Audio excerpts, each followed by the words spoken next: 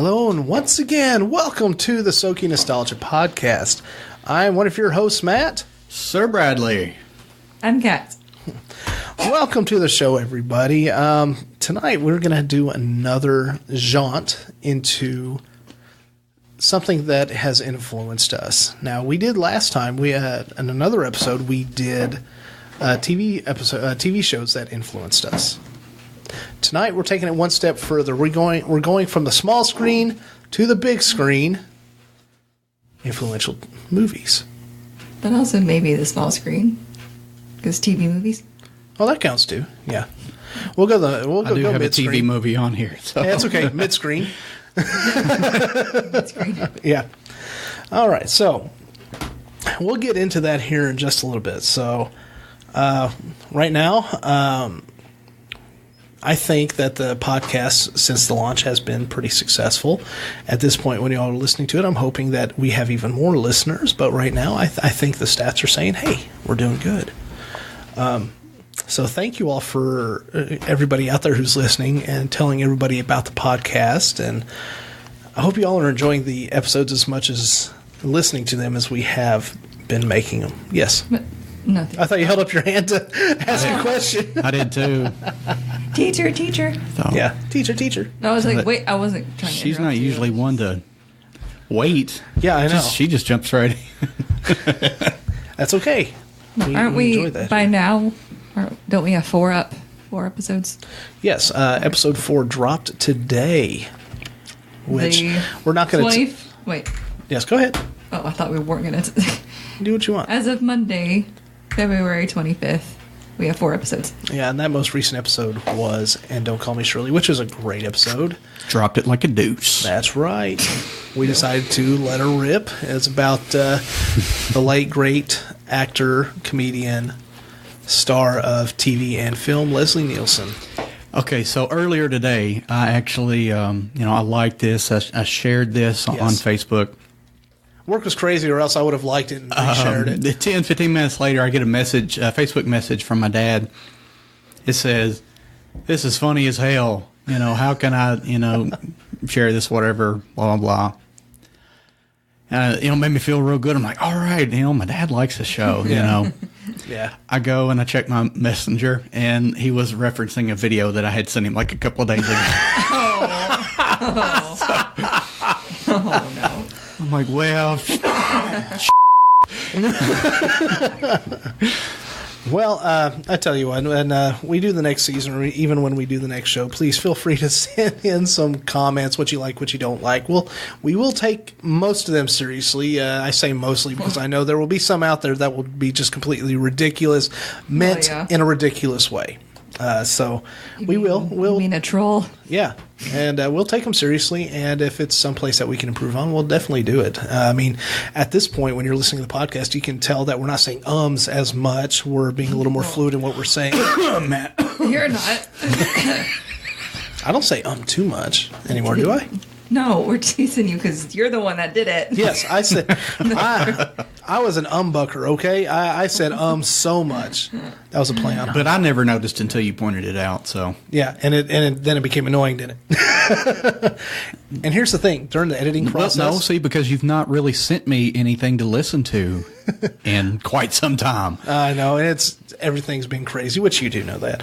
I'm aware. I just said again. Look at that. Now that I've started thinking about it, it's fine. I know. The funny thing about the editing, a little bit of BTS, the editing that I do, I actually did cut out a lot of those ums because you don't want to annoy the listenership. Isn't that right, listeners? Just let all your secrets out. Just tell them everything you do. I'm an open book. I shave my balls. We're going to get on with the subject or no? Yeah, here in just a couple minutes. Sure, you guys got lists and I didn't have time. Well, that's okay. I'm dedicated. F off. What did I say last night? I'm very anal retentive when it comes to things like this. So I would naturally make a list because that's just how I am. I use that phrase a lot and it makes me feel weird. I'm sorry, what was the phrase? Anal retentive. Is that? It's used correct? accurately. I know. It's just. Yeah. You're having a hard time getting past that first word. Yeah. Yeah. Oh no, she might have trouble getting past retentive because it's a weird sounding word. No. Okay. I know what the phrase means. I just don't like you saying it so much. That's okay. Okay. Let's move It's on. true, though. Yeah. He is very anal. Yeah. A little bit. Just a tip. Just okay. Can we move the on? Yeah, sorry. Well, I just want to put my nose in it just a little bit. So Just anyway. stop. Oh my god. Sorry, I had to To steal your To be material. honest, I think I've seen We a have little bit barely of a started. turn. Uh-huh. I used to be the one to say, F***. Now it's not me. Now it's her. Well, I always said that. You make a sound. No, I think you've taken That- over. okay. You've taken over. You've taken the throne away from me. Now look, on- you've taken his obscenity, and I've taken other material. We're just stealing it from you, Brad. I steal it from everybody else. I hear something funny, I just kind of repeat it back to you guys. So You're just like a parrot. You know, going back to what you were just talking about with your dad, it does make me wonder: does your dad actually listen to these? Does he know what a podcast is? Because some people are like, "What's that?" Your yeah. dad seems pretty intelligent. So. Yeah. Well, I mean, yeah. I think my dad's a really smart guy. Yeah. But no, I think he's listened to something that I've sent. I don't remember exactly what that I was. started saying, I hope it's not the first two episodes because those were kind of chaotic. I really have no idea. You can get past the first two people. It's okay. Yeah, and the only reason I kept it because there's a lot of really good material in both, and I wanted to show our advancement. You know, from where we started out with just hit record in the middle of a conversation and go, and then the second one, which, you know, there's some really good stuff where we realized we knew each other. Me and Sir Bradley here. So Well, I've gone back on. There's one podcast I started listening to pretty early on, the Jenna Julian podcast, and then which one was it?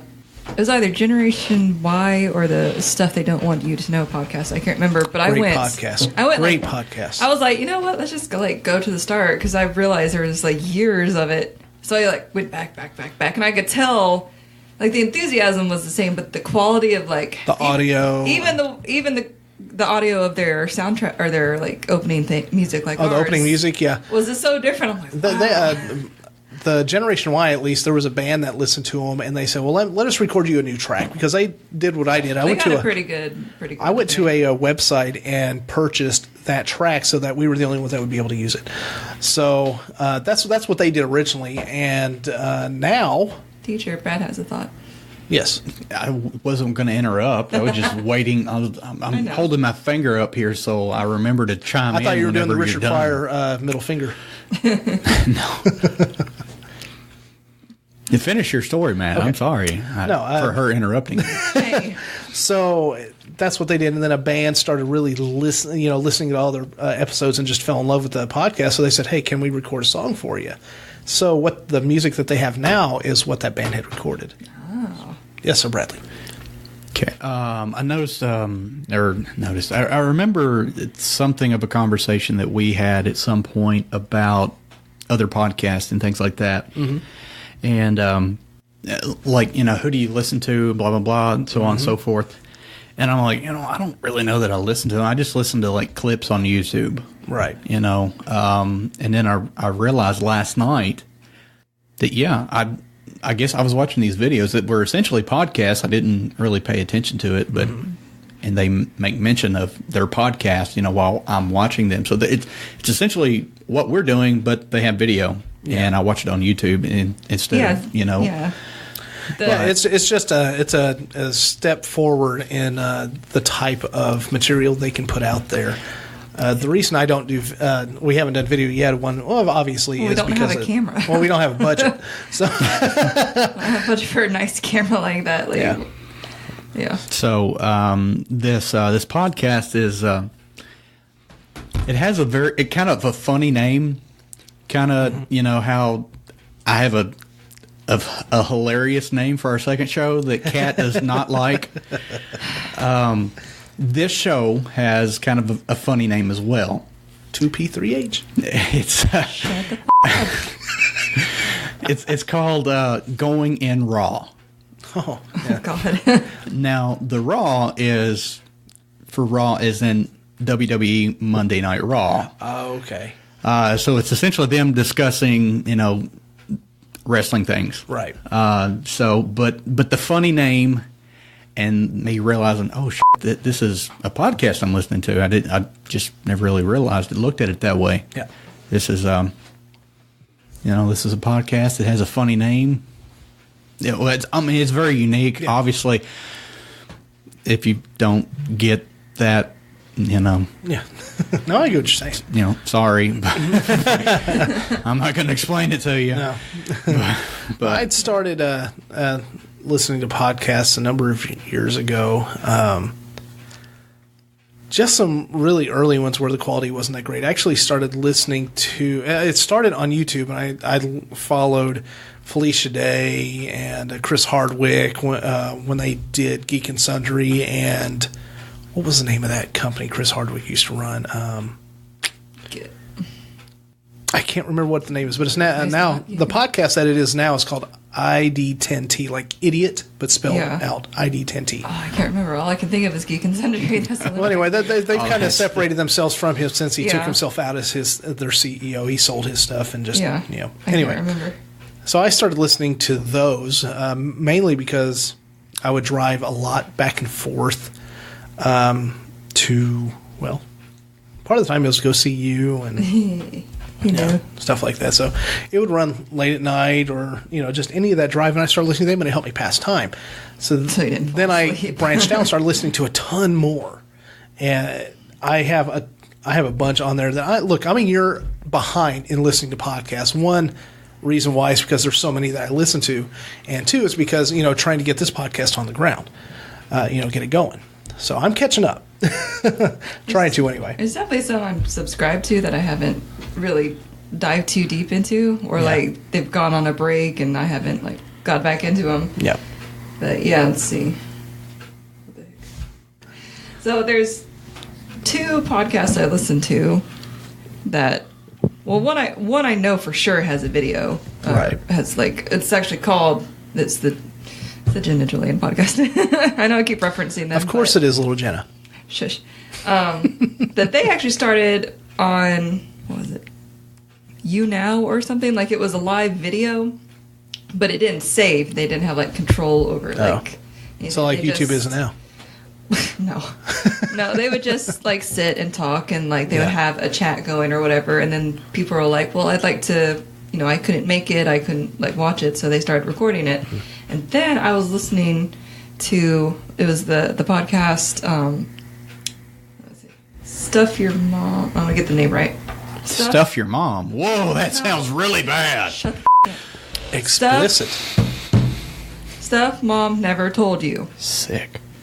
I was listening to a more recent episode of theirs, and they mentioned a YouTube channel, so I think now they're doing video. I'll have to go find them, but I think it's cool to, if you have the budget and the ability to do a good video, you don't want to just put out some weird video that doesn't even look good. There's not a point in doing that, but if you have the ability to do that, I think that's pretty cool. Yeah.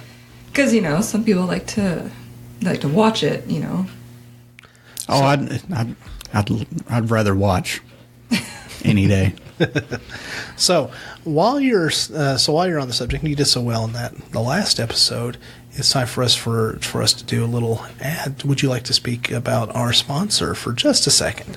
Really? Since you did so well. He don't like my Okay.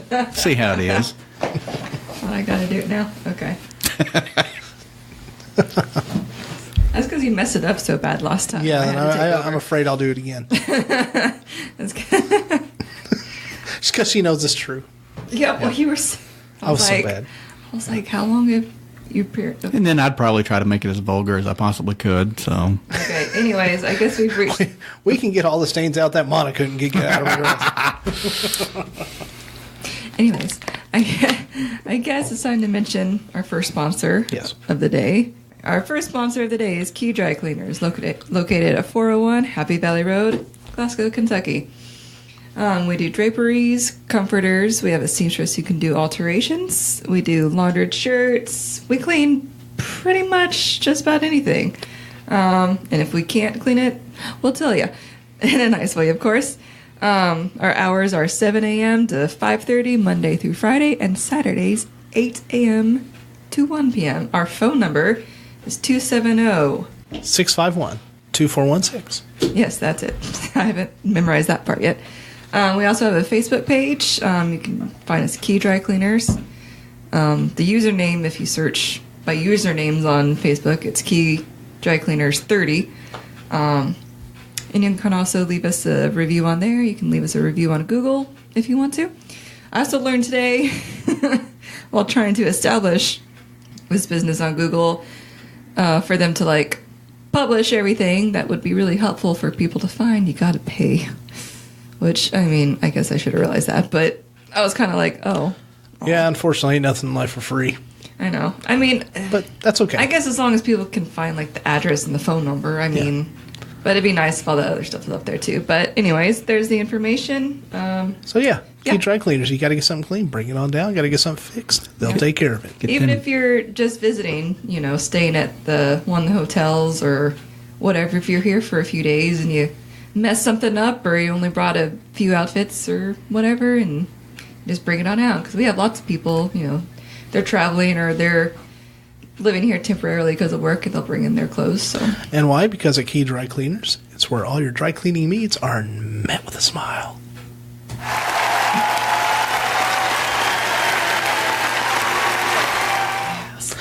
Anyway, I was going to add, hey, come in and get those stains, cleaned out. But, you know what? Actually, that does happen. I'm not even. It really does, especially during the flu season, man. And not even just animal. God, really? Yeah, yes. no joke. And there's, okay, not to be graphic. You can, if doesn't like it, we can edit this part out. You don't have to say it was, but I'll edit that part. Okay, just edit. Okay. Think of a body fluid. It's probably been cleaned off a garment or something at the cleaners. Well, I'm even if sure. they didn't tell us about it. Because there are. It's like there's some retirees who aren't as hygienic as they used to be because they're on a very limited budget. They've got. I understand. So they will wear and rewear and rewear. A lot of times they'll bring their stuff in once a month, and they've been able to wear their stuff every day for about a month. I mean, you can imagine the oils and the dirt, just the naturally. Some people. Oh, I understand. I just Some people just I have to make a joke because it's funny. But it's my reality sometimes. Well, that's okay. All right, so we put plastic bags in our hands to get that in the washer. Yeah. Right now. So let's get on with this because we're going to run out of time and we're going to have to make this a two-parter. All right, so you guys have lists. You guys do a few first. Okay, so tonight's main topic is influential movies. Just like last episode in which we covered something like this or similar to that of influential TV shows. I can't talk. That was a lot of words to just say TV shows. I know. I'm a little wordy. All right. So who would like to go first? Brad, would you like to go first? Would you like me to? Anybody? How many you got? I got 5 hard episodes. Go. All right. I don't have that many. And there may actually be some crossover. So yeah. All right. These are not. Let's just hope we don't have the same ones. Well, I'll tell you what. I'm sure that this first one, I guarantee we do. Now these aren't in any semblance. I already of know order. what it is then. Yeah, these aren't in any semblance of order of importance, but these were just influential to me. First movie is Showdown, 1993. We spoke about this a little bit during our episodes. Sorry, that's not a lot of editing for you, but yeah, that show came out in 1993, starring. I was 2 years old. Billy Blanks, a guy named Ken Scott, who pretty much only did that movie, and Christine Taylor. Oh yeah. Now I have to say, one of the character names on here, I love. One of the actors' names, I love it. Patrick Kilpatrick. Oh my God. I love it. That's his real name. Brian James. Why would his parents do that to him? I don't know. But there was also Brian James and a John Asher. All of them, if you look up their IMDb pages, they've been in a lot of stuff. You've probably seen them in a lot of movies growing up. You just didn't realize who they were. Me. Yeah, so basically the plot of that was an ex-policeman becomes a school janitor, and a new kid shows up at the school, And even though, as I mentioned before in one of the earlier podcasts, he looks like he's chiseled from granite. Man is muscled from head to freaking toe. They don't show him shirtless until toward the end because martial arts made him that way. Yeah, because training doing push-ups and running through the sand dunes with a backpack full of rocks on your back is going to give you a shredded physique that only testosterone can do. But anyway, he's a new student and he joins this school, and it's the roughest school in the country. That's the way they make it out to be. And these new martial arts bullies, these elite fighters from this elite underground type of school, he teaches them how to defend himself as a janitor from these people. This sounds a lot like the Karate Kid. It is exactly like the Karate Kid. Say that part right there. I'm like, but that was the point of explaining it, so that the audience can be like, "This sounds like Karate Kid." Since you've never seen it and never really heard of it, that's the reaction I was hoping the audience would give, because I knew as you I've would seen give the that Karate reaction. Kid, all of them. Yes. So in essence, you've seen this, except Mr. Miyagi is black and not Asian. Mr. But Miyagi. basically, okay, my favorite scene in the whole movie is when he ripped his shirt off, and I'll tell you why. It's because the whole movie he's made it, and he's been this geek, he's been picked on, he's this little guy, and then he learns to fight, and then he gets in this underground martial arts fight, and then he beats up his bully, or at the very tail end of the fight where he's beating his bully, he takes off his oversized gray t-shirt, chiseled head to toe, and these girls just, it is so ridiculous, but I love it. It's hilarious. I don't think the Karate Kid ever tore a shirt off. Okay, so, that's I'm the Karate Kid. I'm one of the 10,000 people in the world that has seen this movie. Yes. And you were like, I have not seen that movie so long, I can't find it anywhere, so I've got it on YouTube. So I sent him the link. Watched it immediately as soon as I got home. It wasn't just gloriously cheesy. Oh yeah, I don't remember. I didn't remember it being quite so cheesy, but Brian James. I guess because you didn't pick up on those things quite as much as a kid, but that's when I saw it. I hadn't seen that movie in 20 years, but I don't think anybody else has either. Nostalgia kicked me in the balls so hard that day. It was great. Yeah. I guess you're gonna have to link the movie since you mentioned it's on YouTube. No, I'm not going to link it to YouTube, but I'll do any link we mention like that. It will be in the show notes. Except for the lengthy ones I was talking about earlier, where I said, do this. But like to the movies that we're talking about tonight, and even through the honorable mentions, I will put the links to the IMDb pages in the show notes. If you want a bootleg movie, you can look for it yourself on YouTube. Yeah. Or Put Locker or something. Speaking of the Karate Kid did make my honorable mentions. Oh, so we did have a lit't bit of crossover. A little bit.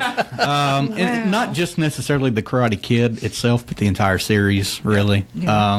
And that goes for pretty much anything I have listed here that has more than one movie made. But So, but when you said Showdown, it did kind of throw me through a loop. I didn't think a thing in the world of it, but yeah, I mean, I thoroughly enjoyed that as a kid too. Yeah. Oh, I mean, it's like, we're not just listing the movies, we're talking about why they were influential. It's like, we can talk about why Karate Kid and Showdown was influential, because inside us, we're always that kid that always felt like that we were less than somebody else, Well, it was, you could relate to the characters. You could really relate to them, yes. Yeah. And then you were always the one that wanted to learn how to defend yourself against the bullies and then get the girl at the end. Mm-hmm. What's not to relate to that? So that's like, one of your types of movies where it kind of just shapes you. It forms you, It's that's what the whole point of these whole episodes have been. It's just like, how have they influenced you? Well, that right there, at least to me, I don't know if I'm answering for Brad or not, but it kind of shapes who you are as being that person. You can relate to those characters. Maybe getting picked on. I wasn't necessarily picked on. I wasn't in grade school, but that's a story for another podcast because it ended up being hilarious. Let's do movies. Yeah. So, anyway. But I mean, I have a couple of what I would call shitty, 80s, 90s martial arts movies on. I'm desperate to know on all my the ones list. you guys have that are the same. Like, I want to know so bad. Well, I guess maybe we can go over that toward the end of the show or something, maybe, but I don't want to intentionally go over, the same ones. Right. because our if the reactions are better when they're organic. Yeah, and now if there is a movie that one of us mentions, like just right here, Showdown, Karate Kid, they're similar. But if they were the exact same ones that are on each other's list, it's like, oh, that's a great reaction. So, like I know that we're not going to go diving into detail, but I have Ninja 3: The Domination, which was my favorite ninja movie. Yeah. Back in the day. I've also got Best of the Best. That's on there. See, that's on mine, so we can both talk about that now. Best of the Best. Oh, that was a great movie. Where's it at on my list here? Before I had, before my back started, really, really acting up, and I was still able to be active in karate. I was called Eric Roberts. Philip Ree, Chris Penn, Simon Ree, his brother, was in it. Sally Kirkland, who has been in a lot of movies throughout the late 80s, early 90s, and the great James Earl Jones. Yeah. Yes. And so basically, the movie came out in 1989.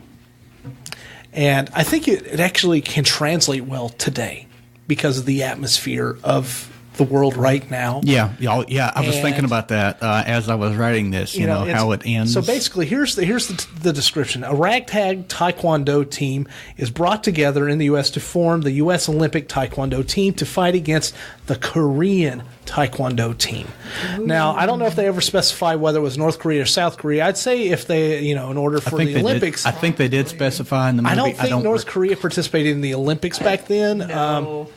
So, but either way, this wasn't like an Olympic thing, though. I don't really know. It was Team USA. I remember the jackets. They had right, but it was only USA versus whichever Korea team this was. There was no Japan, China, that could be Brazil. There were no other countries other than these two. You're looking at a martial arts film that probably didn't have that huge of a budget anyway. After you pay for James Earl Jones, Eric Roberts, after him, and Sally Kirkland, and Chris Penn.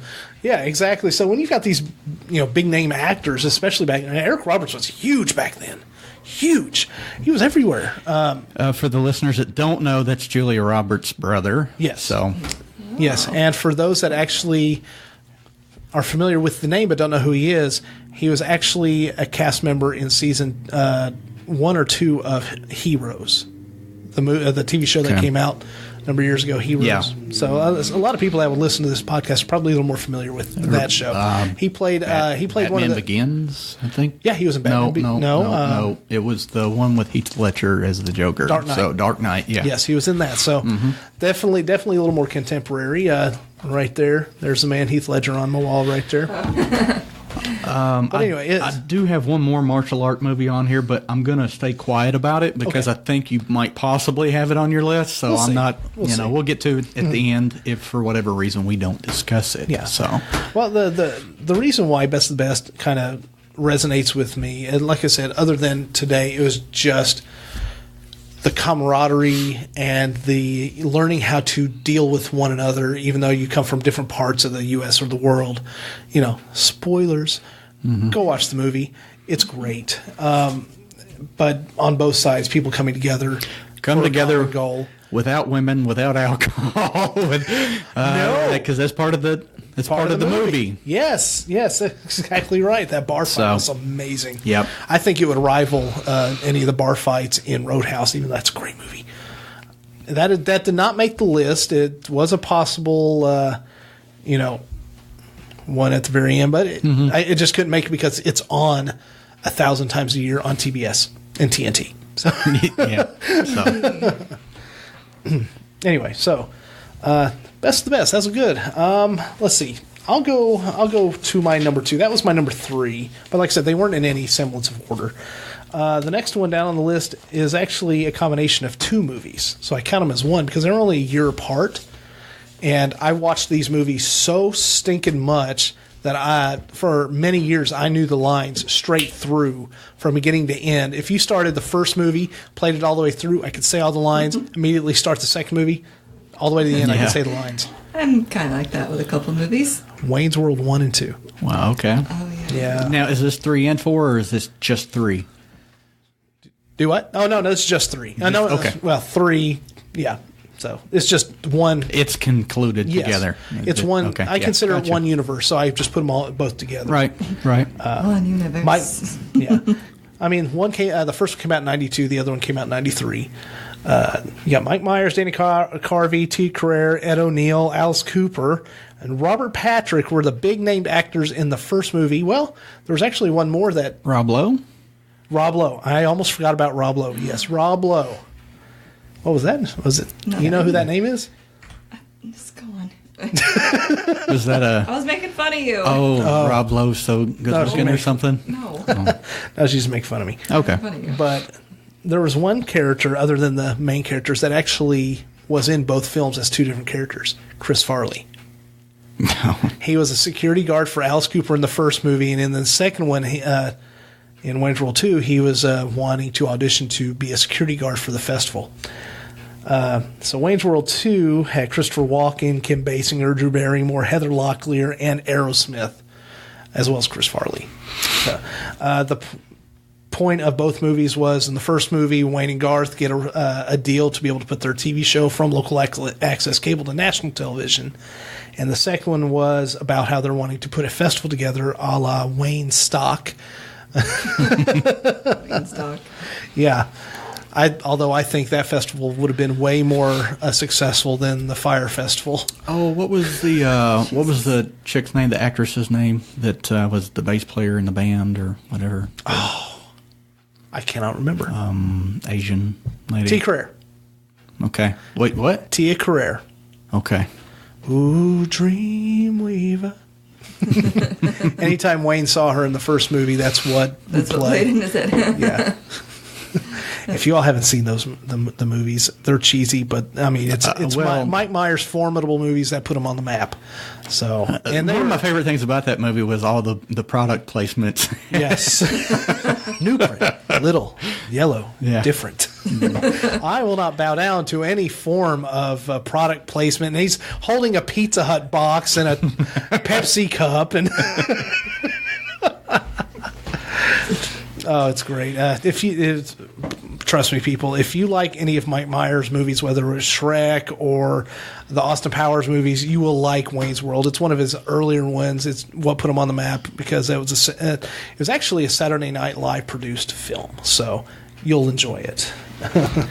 One that I just now thought of off the top of my head, it's not on no list whatsoever, and it wasn't exactly something, because when I made the list, I wasn't thinking really as things that have influenced me much as an adult or anything. It was mostly, as a child or, teenager or so on and so forth. But Stephen Lynch, the movie, well, it was a concert that we were actually listening to, off. Live at the El Rey. Yes. That right there really got me into comedy. Stand-ups. He's the only comedian that I know of that can write a song about sometimes you just have to kill a kitten and not get in trouble with PETA. Oh my god. So, if anybody out there has not listened or heard of Stephen Lynch, and you are not easily offended, have a listen. One of my favorite ones was Altar Boy, and it's very offensive, but it's hilarious. Oh my gosh! Yeah. Now, a little nugget behind this is I've heard him talk about the fact that he wrote that song in particular, kind of before all this Catholic priest stuff started coming out. So it was. And before the LGBTQ community got huge, he wrote songs like "If I Were Gay." What was that one about where his dad called him wanking? Oh, that's the guy we talked about him last time. It's called "Talk to Me, Dad." Talk to Me, Dad. Yeah. It's just listen to him with an open mind. You mentioned him in the last one. Open up your laughing jowls and just enjoy Laughing jowls. Yeah. So Stephen Lynch and that particular special in particular, really got me into the stand-up comics. So I will link him Wikipedia page. Wikipediums. I know. I got that look even right as I started saying it. see, I didn't even look at you. I looked at her. Yeah, I was wanting to see what kind of reaction she was. Did you see the eyebrows start raising? Yeah, it did. Yeah. I will link his Wikipedia page as well as his personal webpage, so that you can learn more about him. I'm not going to link anything to YouTube because obviously nobody owns his stuff except for him, and I don't want to link anything that will get anybody else, including myself, in trouble. So I mean, I'm sitting here. I've still got 3 what we've been calling as hard ones. Yeah. Not being as honorable mention, but that's exactly what I was going to say. Yeah. We've not really heard much from Kat, so fire away. Yeah. You said you had a TV movie. No, I didn't I did. specifically say that. Oh, well. It's It, by the way. So That's cool, man. Yeah. It was a... Well, I think technically it was a TV miniseries, but it was a TV made for TV. Oh. It's pretty much what it was. I was like, But it had a big name actors. It was like first half, second half, so Yeah. there was no series. I mean, it had John Ritter, the guy from the Waltons in it. I can never remember his name. Tim Curry, the great Tim Curry. Yeah. Tim Curry. If I could ever meet that man before he passes, my life would be almost complete. Seth Green as a child. Seth Green as a child. Wow. Jonathan Brandis as a child. Yeah. Late Jonathan Brandis. Late Jonathan Brandis, yeah. Yeah, we can talk about Stephen King movies all day because there's so many. But it is definitely one of the best ones that they put out. I'm not talking about the ones that they've put out the past year. I'm talking about, the Tim Curry starred as, the creature. Now, I thought, okay, now as a child, this scared the absolute shit out of me. Yeah. But, as I've, gotten older, I've gotten a lot more into the horror things. Mm-hmm. And so, these horror movies, they don't really bother me anymore. And I really actually kind of get into them. So, but, that was me for it. I didn't really, put a lot of detail in it because it was just an honorable mention. So I didn't. Yeah. I didn't divulge into it. It's not one of my hard 3, big 3. What about you, Kat? What have you got for us? What's a movie? Well, I think obviously you and I know that the movie she just saw this weekend is probably very influential she to can her talk in the about entire series. But it counts. I mean, just because we say influential, I didn't specifically mean as a child. Well, I just said influential to our lives. So, I mean, if go ahead. Okay. Well, I mean, I could say all of the Lord of the Rings movies, all of the Star Wars movies, all of the Harry Potter movies. You just got a standing ovation from most of the people out in internet land. yeah. Is that like the big 3 of... Yeah, Harry! You're a wizard, Harry. I'm a what? The say, dog? That'd be a great movie if it was actually like that. Oh my gosh, the inappropriate version. I love Daniel Radcliffe. He's a great actor too, man. The Hunger Games movies. I was like, that was like a big part. That was like, because like the Harry Potter movies, it was kind of a weird time. It's like parents were either like totally okay with kids watching Harry Potter, being like, okay, cool, wizard magic, blah, awesome, and then some parents were like real weird about it. It's weird because we owned Lord of the Rings and we watched those. Look, parents are weird in general, okay? I'm like, there's wizards and orcs. It's like the same creatures. There's like less humans, actually. Like, what the hell? And the first 2 are really child movies. Yeah. And it gets dark, but toward the 3rd, 4th, so on. It starts to get a little bit more darker each time. And so literally like become exactly. adults. Movies basically. that put Viggo Mortensen on the map. Yeah. Okay. And proved that, what is that actor's name who... Which one? Played the Elf King. What was his name? I don't know. Lord of the Rings. Wait. I've only seen him once. The one that's Legolas's dad? Sort of, yeah. I think it is his dad, though. It could be. I can't Anyway, remember. I just know he's handsome. Anyway, he's most recently he played Red Skull in the Captain America movie. He also played in the Matrix movies as the computer generated agent that was after Keanu Reeves' character. Oh yeah, I watched the Matrix movies too. It's Mr. been a while. Anderson. I have never. I don't know if Matrix, they're the first one is great. The second one's the third one sucks. I don't know if they're like super influential, but I think it's because the first Matrix movie was so good. Yeah. There was no way the other two movies, even though I liked, if you take the whole storyline as one single unit, that's a great story. However, the way they broke it down, the first movie was so good, there was no way the second or third one could even come close to being near as good. So that's why the second and third films get panned so much, because the first one was so good, and it also helped you learn that But then Keanu the Reeves fans of the first knows one- kung That fu. kind of fits into one of my hard ones. Oh, Let's see. I could say, like, I don't think I've seen every single James Bond movie that ever existed, but Yeah, I've James seen a Bond. bunch of them. yeah. The Bourne, Bourne movies, Supremacy. Jason Bourne, all of them. Yeah. Let's see. I am obsessed with Trolls, a DreamWorks movie. There's, I like almost. Are you not going to mention the one? She's building up to it. Oh, are you going to build up to it? Okay, I'm sorry. Go ahead. Just the tip, man. You give me a Disney movie, I'll have watched it or will watch it, and will probably most likely enjoy it. I think that's what she was trying to do. She was trying to just put the tip in first, and where I was just going all in. Well, I don't Yeah. know. I mean, there's so many movies that I like. I could just keep saying titles of movies, like Studio Ghibli movies. For those that don't know what Studio Ghibli is, It's like, Disney owns everything. It's just like Yeah. it's an animation company out of Japan, right? they do. Yeah. They have that very. That's like, just they have a that very specific. special, beautiful. Is it anime style type of stuff? Yeah. Yeah. It's just very. One of the theaters in Bowling Green will have like a Studio Ghibli They've done it special day. twice, to my knowledge. Yeah. Yeah. Every year, every 6 months or something like that, they'll have like a Studio Ghibli. They'll show 2-3 different films, or Like up more? to 6, actually. Up to 6 different films. Yeah, my friend Joanna. Of course, you'd have to buy tickets to all of them, but I mean, you just choose one and go see My friend it. Joanna, she still is. I used to live in Bowling Green, but she still lives there, so she's the one. Hi, that'll Joanna. see Since it. we just said your name on Hey, Joanna. here, She's shout the one out. that'll text me or message me and be like, "So Studio Ghibli Fest." I'm like, okay.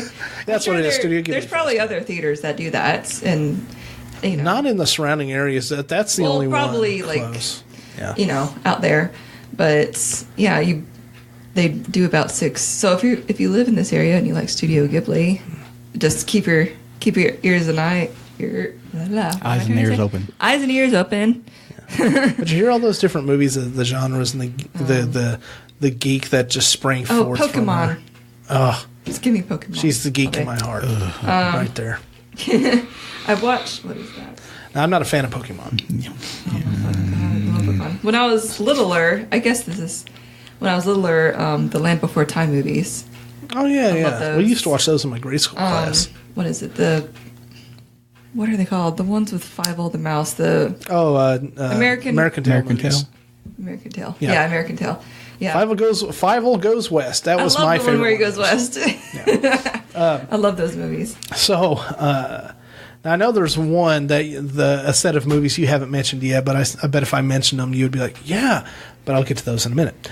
Because you've mentioned a lot, so we've got some That's 'cause more. I've watched a lot, Yeah. and there's a lot that I love. There's My next to last, firm movie is Superman the movie. The 1978 Christopher Reeve, Gene Hackman, Jackie Cooper, Marlon Brando, Ned Beatty, and Terrence Stamp, Margaret Kidder masterpiece. Marlon Brando. That was, he still read his lines from cue cards, but that's okay. Yeah. Let's phone this in. Damn. Hey, he still wore the ridiculous Kryptonian suit with the Superman symbol on it, and he put on a great performance. Don't get me started on Gene Hackman and that. Shave your head, man. Mr. Teschmacher! It is the quintessential Superman origin film that all other films made after that have been compared to and based on. It had Krypton's construction, baby Kal-El sent to Earth, raised on a farm, saves the world from the evil scientist. Okay, they made that Lex Luthor an amalgamation of a few different types of Lex Luthor that they had through the years. They had the evil scientist, the millionaire, and the master criminal mind. And it also had the first meeting of Superman and Lois Lane. And I don't have to go too much into that. Superman is just a huge part of my life. It's something I bonded with my late brother on a lot. So anything Superman. My lanyard on my keys is Superman. My car is decked out in Superman. Superman. I got a tattoo of Superman symbol on my arm. It was funny when we went grocery shopping the other day. We took the middle nephew. We were you were buckling him in. He was like, "Oh, you have a Superman car." Yeah, we got the Superman sticker. Before I tell my last one a little bit, I figure I can go through my honorable mentions then. But you, Brad, got another one? What do you want? You want me to go through one of my honorable mentions? You want me to go through one of my hard ones? Yeah, I have to give a story. You got a couple hard ones left? I have 3. That's what she said. I have 3. I have three hard ones. What she said. I've not touched on any of my hard That's ones. what she said. Wow. This verbiage is great. It's an award-winning podcast that's never going to win a damn thing. Hell yeah. So my first one, I guess, that I'll go over started in the 70s and is still kicking today. It's Rocky.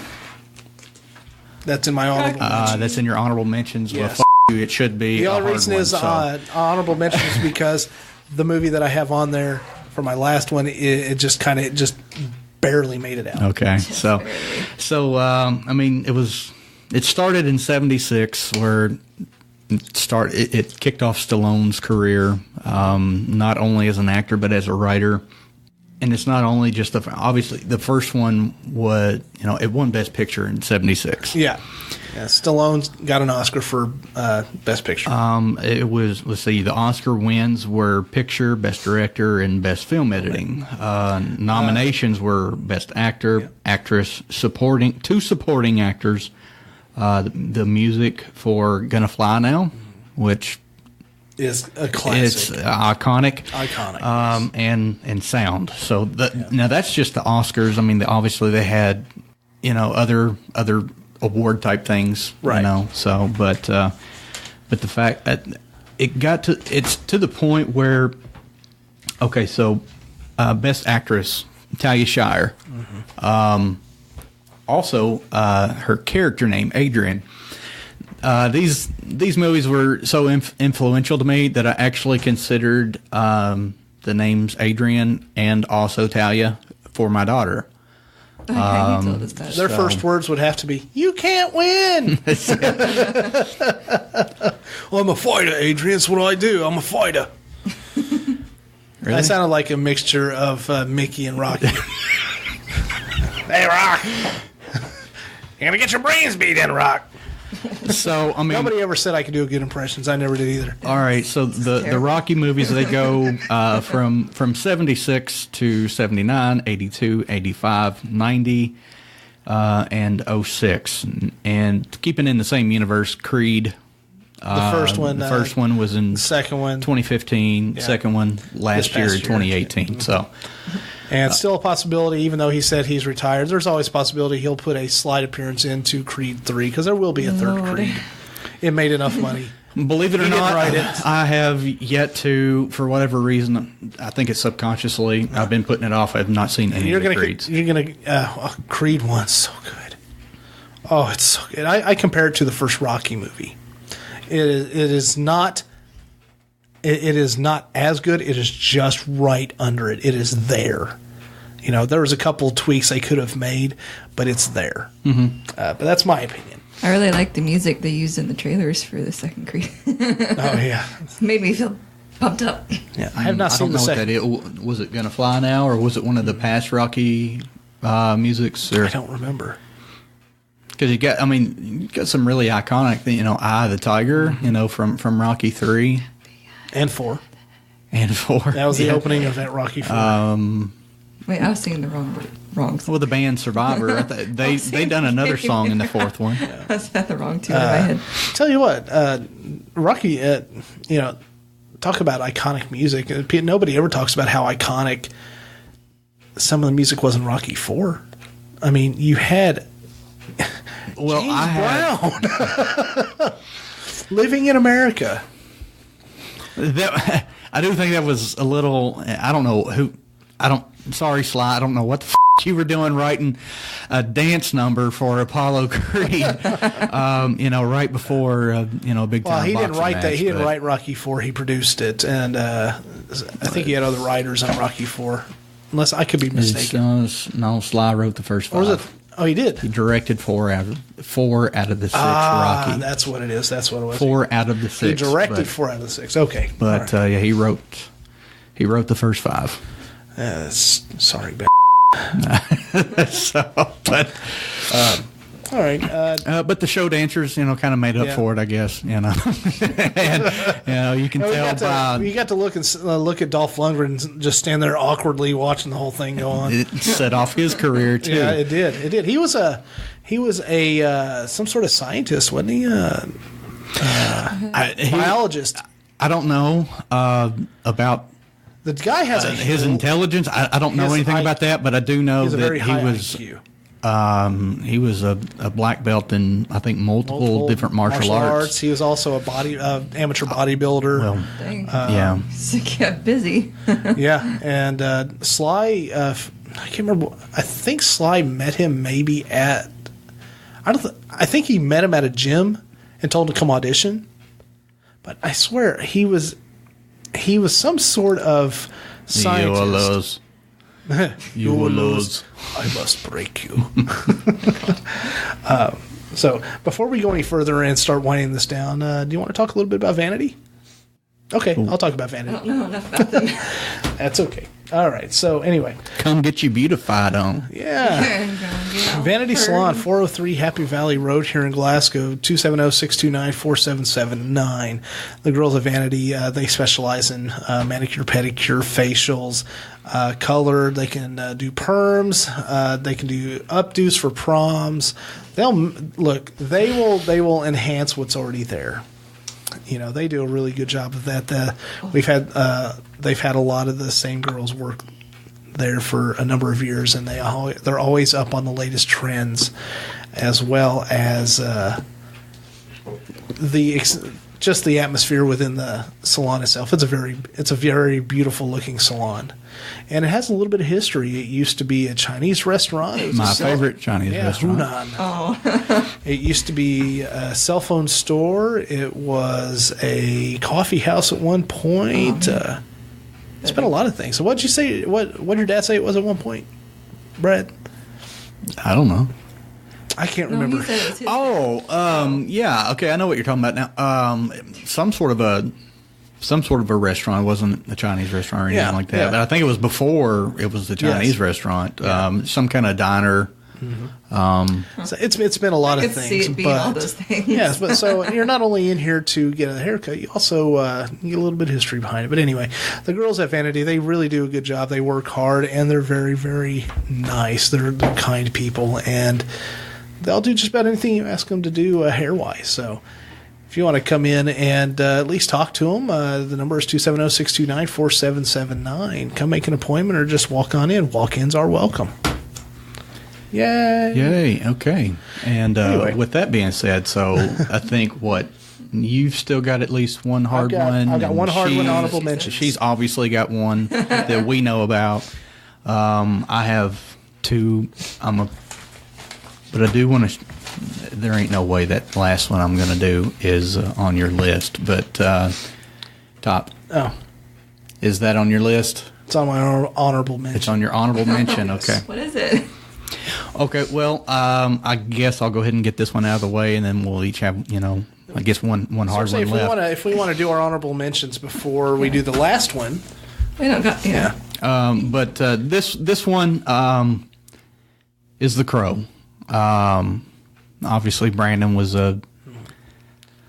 I don't. What's that damn word? I'm going to really show my intelligence here. But what's that damn word that they say? Whatever.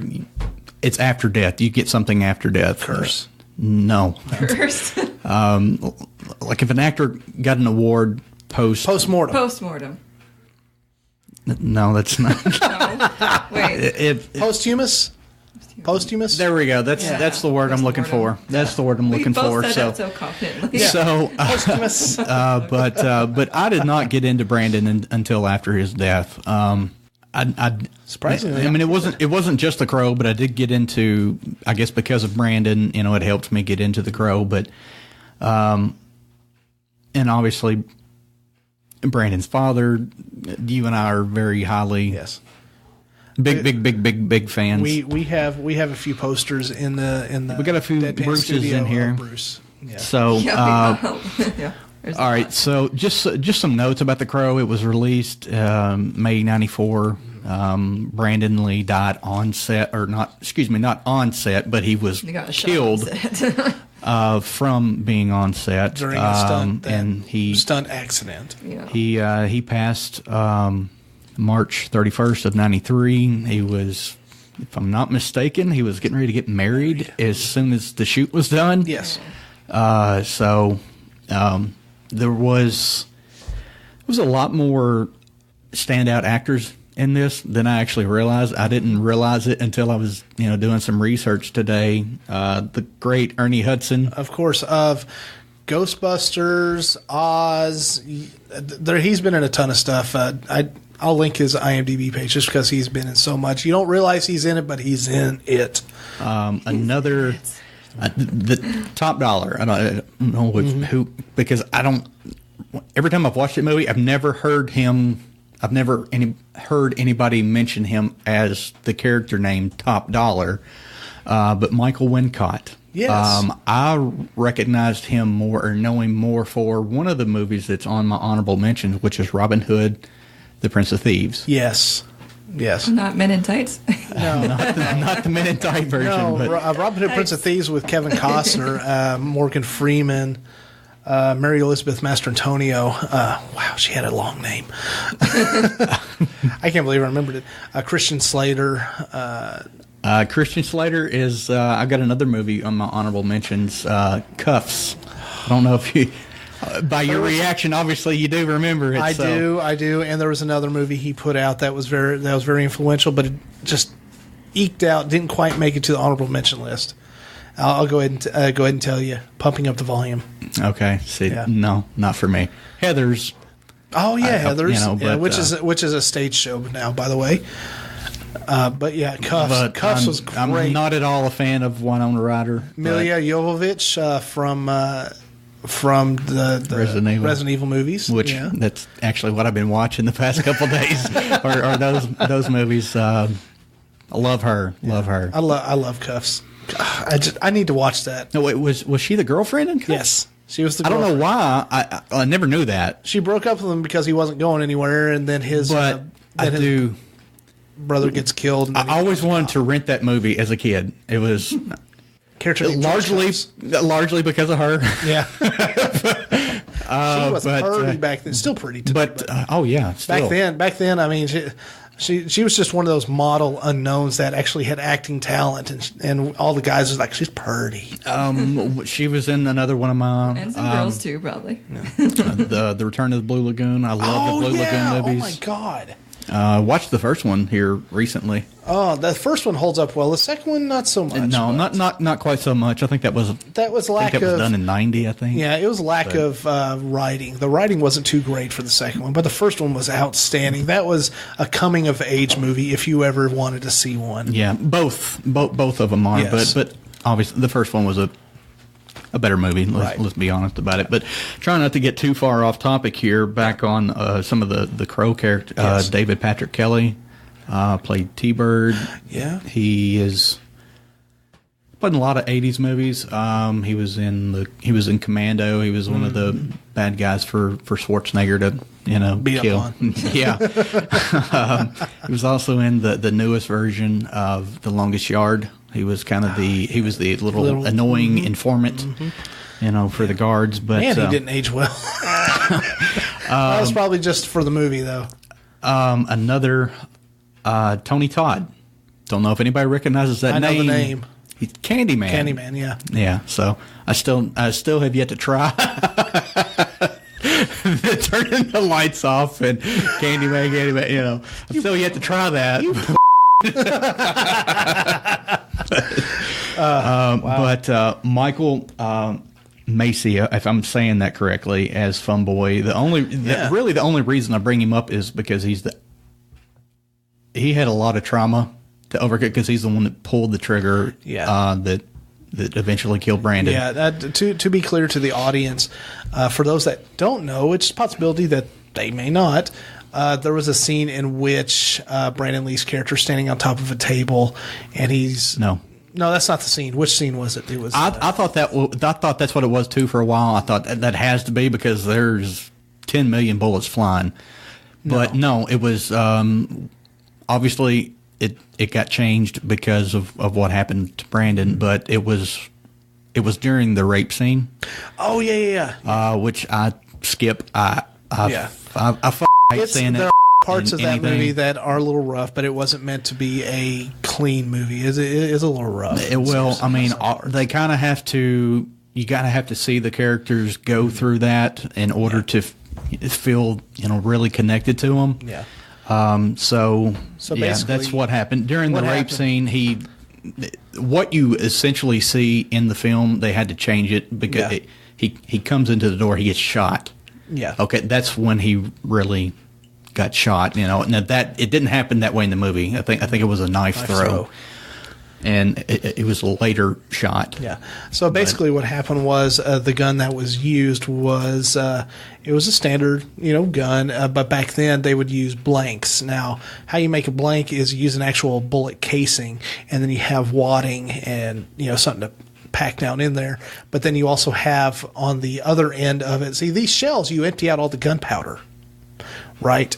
And then you cap it, with a little plastic or wax. But you still have, when the hammer or the pin hits the back of the bullet, it still creates a little bit of combustion, and that's what creates that bang.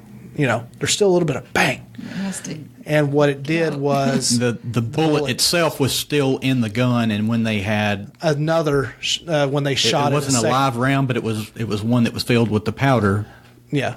And that's what essentially pushed it out. Yeah, it pushed the blank out and into Brandon Lee, and that's what killed him. Is he essentially got shot by a bullet, by a blank. Not any gun, a 44 Magnum. 44 Magnum. That's Dirty Harry. It was very close range. In his chest. Yeah, it was very close range with a 44 Magnum. I mean, just Dirty Harry style. Yeah, that's a powerful gun. Yeah, and I'd make a joke, but I mean, it's just out of respect to him and his family and everything. Anyone else? I remember where I was when I heard the news, and at the time I was a small kid. Yeah. I was a fan of his before that because, like I said, me and my brother went to the movies a lot, and we went to go see Rapid Fire. That's the first time I'd seen him in a movie, and I know that movie doesn't get a lot of respect, but I love that. I actually fell in love with the music from it by a band called Hardline with their album Double Eclipse, which served as a soundtrack to the film. I'm glad you brought up Rapid Fire. I was in Bong Resin. I was in Greenwood, Indiana, which is very, very, very, very close to Indianapolis. Not confused with Greenwood High School. Right. So I was there. I was visiting family with my dad. My mom was at home. We had just got back from a Blockbuster video, and we had rented Rapid Fire. Whenever the movie was off, TV, cable, whatever came on, and immediately that's what was being shown, that Brandon Lee was killed. Yeah. So I know March 31st of 93, I was in Greenwood, Indiana, visiting family. So, and I don't exactly know what it is, but for whatever reason, that movie has kind of always taken me to a dark place. So it has, whether it's good or bad, it has influenced me a lot. And I know the guy that wrote it, James O'Barr, he had a tough time getting over the fact that his fiance was killed by a drunk driver. Yeah. And that's essentially what created The Crow. I guess it was just him trying to cope with you know, Which the happens a loss, lot. which is So So I won't talk about the sequels. I didn't think they were bad Nobody movies. ever does. I didn't think they were bad movies, but they didn't hold up anything close to what the original was. No, and honestly, to I've be never fair, seen them, I don't think. honestly, to be fair, they were always compared to the first movie and Brandon himself. Now the Oh, fourth movie was god awful. Well, it starred Edward Furlong. Edward Furlong. I don't know the Terminator guys. You guys talked about this actor a week or two ago, but it was the guy that played Angel. Oh yeah, David Boreanaz. Yeah, he was in it. Tara Reid was in it. There are. It was Sharknado, but in crow form. I didn't make a list of every, but there are several other bigger names that were in that movie. But it was just Sounds like a it was cash grab. terrible. So essentially, Crow 2 and 3 weren't bad movies per se, but they just didn't hold up to 4, I'd say 4 was just so they could retain the rights. maybe. They Get do a that few a lot. bucks. Get They out a have- movie, keep the rights. They have talked and talked and talked about doing a remake, and everything that's ever looked always like falls it apart. always falls apart. So. I've got some honorable mentions here. First one was, and you'll be surprised this one actually didn't make my main list, the Masters of the Universe movie from 1987 starring Dolph Lundgren. What? Yeah. Now, I thought that might be on there. That's why I didn't mention it when we were talking about Dolph Lundgren a minute ago. So, well, it actually ties into something we were talking about earlier, but I considered all the Rocky and Creed films, the whole franchise from 76 to 18, as an honorable mention. Rambo was the same for me. I assumed that when I talked about Rocky and you said something else, I thought, okay, well, maybe Rambo is in there, so I won't talk about it right now. But Rambo was huge for me. The Crow, of course. We just got to talking about that. True Lies from 1994. One scene in particular. Oh, Lord. Oh, no, My parents wouldn't let me watch that. True Lies is a great film. I know the guy doesn't exactly have the greatest of reputations, but I love Tom Arnold. And that movie is He great. is hilarious. My favorite part is when they're shooting at him and he hides behind this little utility pole that is only about 2 inches wide, and they miss him. Oh. For fuck's sake. And he's not a small guy. He was really tiny Bigger for a than while, 2 and he put inches. on a little bit of weight. But the entire Arnold film collection, from 1969, from Hercules in New York all the way through. Oh my God, man! How the fuck did I forget Conan? Yeah, the Oh Conan my God, films, man. all the way up to his most recent movie, the new Terminator that's going to come out, the whole gamut. I really want to kick my own ass right now because Conan was very influential. I watched that movie. See, every time I tried writing something down for Arnold, I crossed it out. I was like, no, I just put the whole collection. Yeah, exactly. I watch both of those Conan movies 2 to 3 times a year. It's great. So I don't know why I didn't think of that. He still but wants to do King Conan. He mentioned that recently. He still wants to do King Conan. I think I think he needs to be covered up because he's not going to look like he used Look, to. all he has in King Conan, But- in the King Conan comics, he was covered up except for his arms. He's still jacked in his got arms. the All he has yeah. to do is just wear that and have the arm. He's Yeah. good. Hey, I'd gladly Just- go see it. I've I've got 2 more of the honorable mentions. Cliffhanger, 1993. She almost watched it the other one Slime. time. Sylvester Stallone, John Lithgow. Michael Rooker. Michael almost Rooker. watch it. From if our younger audience doesn't know who that is, it's Merle from The Walking Dead. He was also Wow. he also was from the Guardians of the Galaxy films too. Also, Mallrats, Yes. which was my gateway into the Kevin Smith movies. I thought you were And gonna I don't say know why your- the now your I'm thinking gateway like, up. why the did I not think Yeah. of these Kevin Smith movies? But When you start thinking about every movie you ever seen, like, Yeah. if you wait a like minute. movies and you Yeah. start thinking about it, you're like, holy shit. And now, last, but this is definitely not the number one, or certainly not least. But just because growing up, you always hit that age where you go through a phase, and my phase at this point was surrounded with The Lost Boys, 1987. I didn't see that movie till less than a year ago. Corey Feldman, Corey. Oh, really? Really? Yeah. Corey Feldman, Corey Haim, the Kiefer Sutherland with a mullet. Like the Keith Sutherland. Yeah. I loved him in the Young Guns. Yeah. Oh, he's a great actor. Yeah. I don't care what anybody says. He's a great actor, especially when you put alcohol in him. He just can't quite make it to set most of the time, though. Yeah, but I'm awful. I know that's a huge movie for a lot of people. To me, it didn't really do much for me. But I know it for a huge audience out there. It resonated with me because I was a really big geek back then. I still am. But back then, what actually got me introduced to a lot of my current friends today was through a shop that used to be in Glasgow called Cutting Edge Games. Do you remember that? No. It was on Columbia Avenue, and it was where the jail tracker, whatever it is, place is now beside Jolita's, or what was Jolita's. Here. Jolita's is not there anymore? Nope. They don't close. That's a recent liquor store, right? It was. Wow. Yeah, right across the street from another liquor store next to it. But they did say they were the only one on this end of Glasgow that had a drive-through. That was what their ad said. Anyway. But the other one delivers, so. Yeah. Anyway, so Cutting Edge Games ran by my friend, where we got this conference table.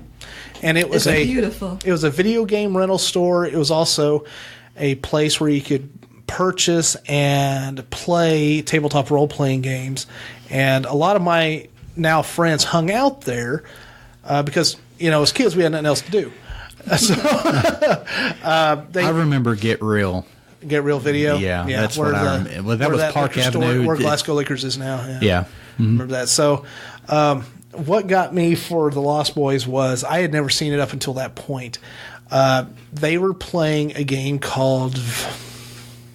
Give me a second. Let me dig around a little bit in that bong resin.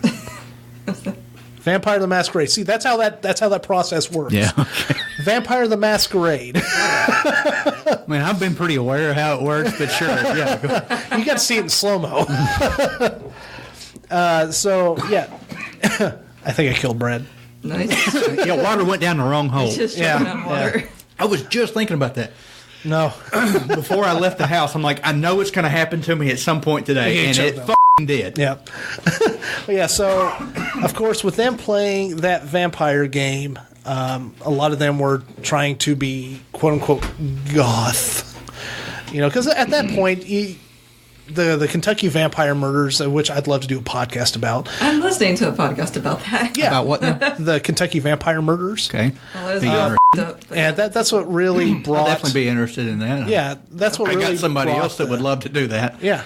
That's what would... Probably know what I'm talking about. Yeah. That's what would really brought that tabletop role-playing game to the forefront back then was that. And, of course, with everybody interested in that, the Lost Boys had a huge resurgence. Mm-hmm. So that's how I got to see it the first time over at a friend's house. They put it on, and I was like, yep, I love this movie. I'm sure the wrestler Gangrel probably brought that up. Oh, my God, you're digging around your own bong resin, huh? Well, no, it was really kind of in the forefront. He had the best entrance music ever for vampire character. I don't remember if he come into that himself or if he came into that with. It was after that. The Brood, because Edge and Christian are my favorite tag team ever. So, I mean, yeah, they're in the forefront of my mind. So yes, the Brood music. Oh, it's amazing. Here's that wrestler, babe. That wrestler Gangrel, what he would do is when his entrance music started, at the stage, I still remember this vividly now. The stage, there was a hole in the stage that would lower down, and it would be lined with some pyro flames, and it would be on fire, and then they would rise him up to the middle of the stage, and he looked like a vampire. So he walked over that fire after it came to the top, and then he walked to the ring holding this chalice. It looked like one of those old Gothic chalices, right? So he turned around. I still remember this vividly. He would turn around, look at the audience, and take a drink what looked like human blood, and he would spit it up in the air, and it'd be all over him. So he was a blonde-headed guy, wore a white fluffy shirt. So through the whole, and he actually had a dentist. Those are his real teeth. The dentist created those fangs for him. And So they're implants. He would consider himself a true vampire. He had a dentist put in implant fangs. So you've got this guy that looks like a vampire with a big, huge blonde mullet, white puffy gothic shirt, and what looks to be blood all over his gear. That's an intimidating fake wrestler. But it made him famous. A little bit of a truth nugget here is when he and his wife, she's also a wrestler, whenever they got married, they bit each other on the neck. Of course they did. Come here, honey. Ha. Yeah. All right. So I guess since we're getting a little bit short on time here, we've got one more big film for each of us. You go ahead and we'll start with yours. No, I just wanted to mention I remembered this 10 minutes ago, but the Shirley Temple movies. I know neither of you probably have ever seen them. No, that's fine. I know who Shirley Temple is. My daughter, when she was 2 years old, had the exact hair as Shirley Temple. Yeah, it was adorable. Yeah. I grew up. I don't know if I've seen every single one. I probably have, but I just grew up watching those movies too. Yeah, my microphone will pick this up the best. So this is your main movie. Okay. Oh, you can't plug it in? No, because that cord or that extension that I need is in the car. Oh, yes. It's okay. So I'm going to turn your volume up as soon as I remember how to do it on yours. Okay, I got it. I don't know if we can legally do this, but somewhere inserting the Brood music would be a tremendous add to this. So. You can play about 30 seconds of the song, and then they get is this going to give away what your number one is? Yes? No. Well, for her, yes, it would. No. But here it is.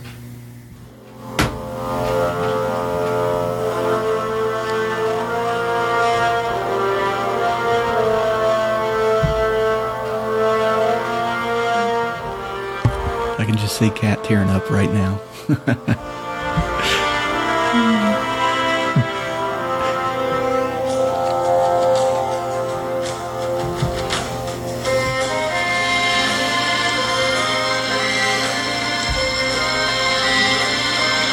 That's all we can play. I know. You might want to turn your volume back down in case you get an alert. That's pretty loud. Yeah. So what was that, Kat? How to Train Your Dragon. That's fine. Yeah. From the new movie. That's Was it? Well, That was a question from the new movie? No. Okay. Like what we just heard, I would just assume that's in every movie. That is the opening song of the first movie. It's sort of like how Harry Potter has that iconic song, but each one has its own kind of different. Yeah, but each one, the last one is the creepiest, and the first one is the most hopeful sounding. Yeah, it's like my life. But starting on Monday and ending on Friday. It's funny, but it's also sad because it's true. But the audience is like, I can relate to this. My God. No, it's the How to Train Your Dragon Now trilogy. It is complete. And also, oh man, I should have mentioned this last week, but the How to Train Your Dragon TV series. There was one, I think it was probably on Nickelodeon. I don't know. They had 2 series on there, and then they're currently on Netflix too. By the way, well, the one there's the first movie, there's the 2 TV series, the second movie, another TV series that's in between, or no, the second movie. Oh wait, no, the TV series that's on Netflix, which is a Netflix series, but I watch it on a TV, so I call it a TV series, is before the second movie. It ties in perfectly to the second movie, and then there's a third, and then there's some comics and different things in between. But the movies themselves, I don't even honestly know how to put it into words. I don't have a bunch of facts laid out.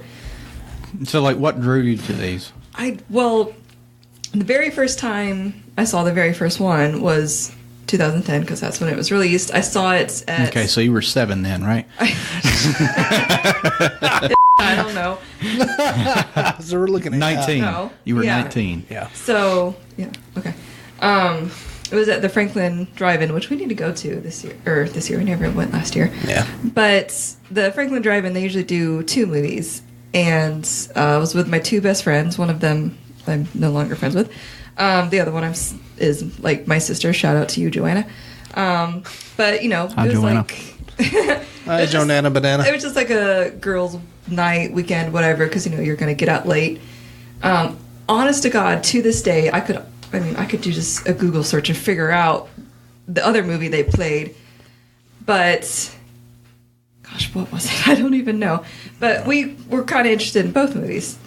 So we went, and I'm pretty sure How to Train Your Dragon was the first one. Because if there's two, and one is more kid-like and the other is more adult, they'll play the kiddish one first. Yeah. And then, like, if the parents want to take the littlest ones home, they can.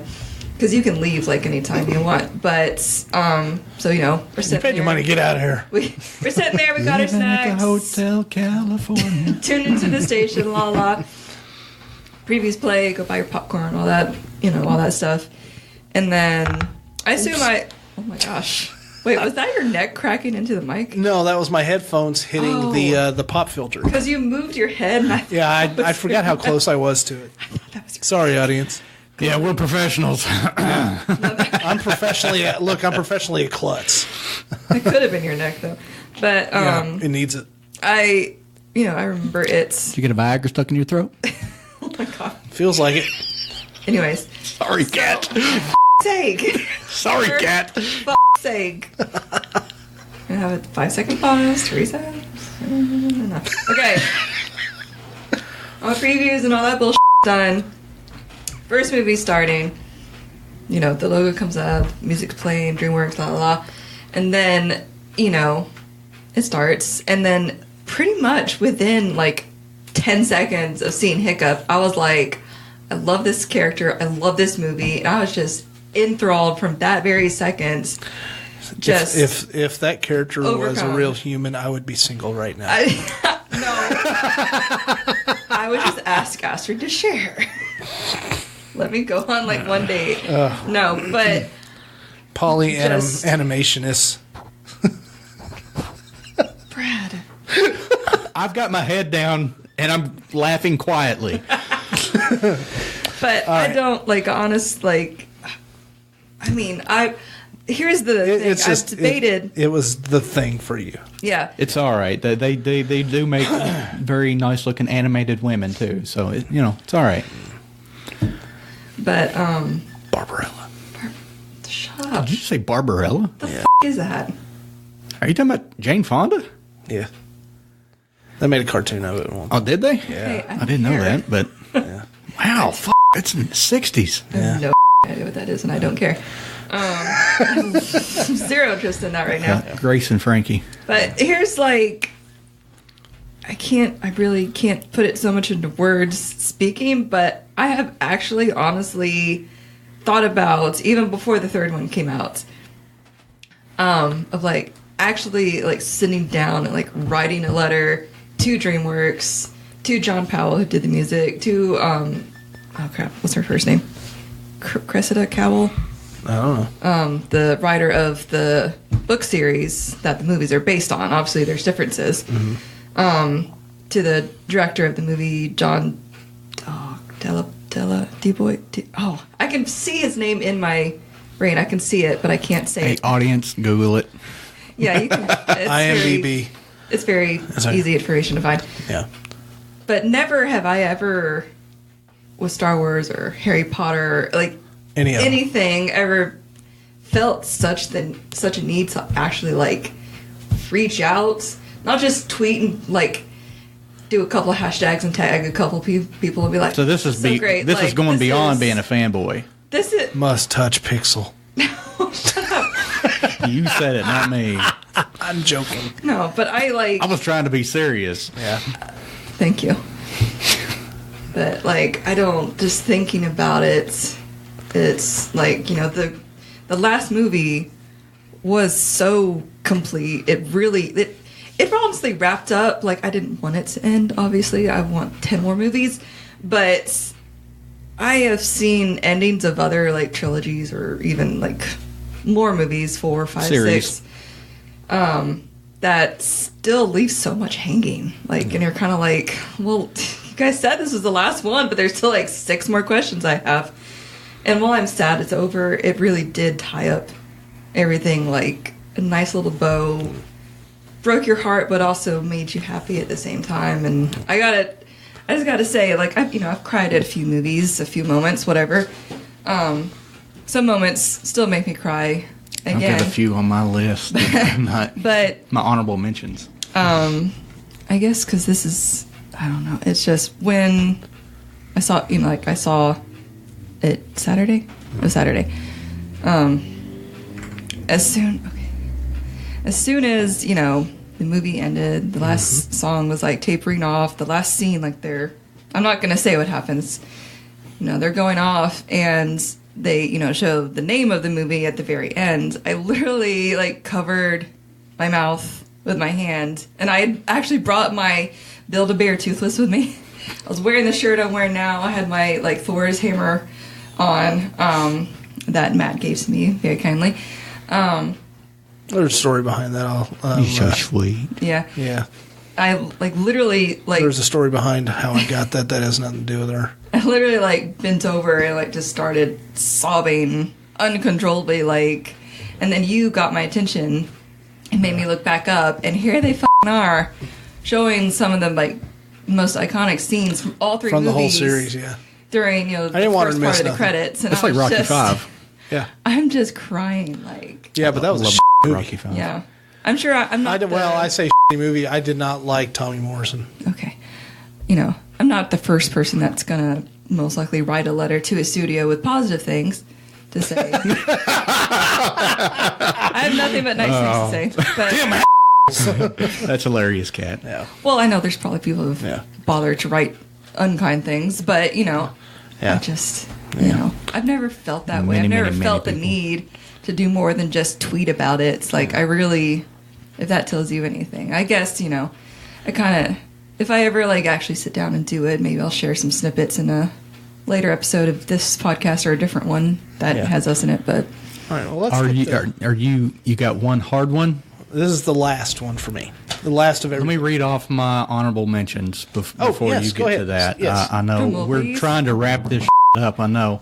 the drum roll sound effect? Something that always meant a lot to me were a lot of the baseball movies. Like I said, baseball was my first love over any girl. I've said that for 20 years now.